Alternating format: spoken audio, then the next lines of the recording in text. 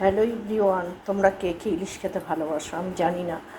আজকে আজকে একমাত্র এই শ্রাবণ মাস কালকে থেকে শুরু হবে।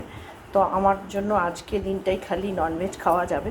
তো আমি বোধহয় মাসখানেক পরে আজকে শুধুমাত্র একটু ননভেজ খাবো।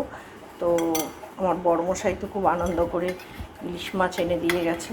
তো একটু মাছের ভাপা করব। প্রথমে আমি লঙ্কা আর হলুদ আর নুন মাখিয়ে রেখেছিলাম, তারপর দই দিয়ে এটা আমি ম্যারিনেট করতে দিচ্ছি।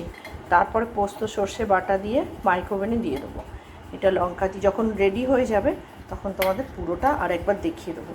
তো আর একটা প্রিপারেশান হবে, সেটা হচ্ছে ওই মাছের একটু পাতলা ঝোল হবে বেগুন দিয়ে।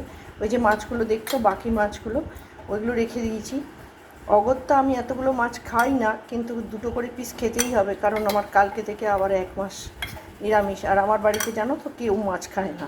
শুনলে তোমরা হাসবে যে এতগুলো মাছ কি তুমিই খাবে? না, কাউকে হয়তো দেবো 4টে পিস আর আমি 2টো পিস খাবো। কিছু করার নেই, আমার বাড়িতে কেউ মাছ খায় না। তো আমার বড়মশাইকে জোর করে যদি 1 পিস খাওয়াতে পারি।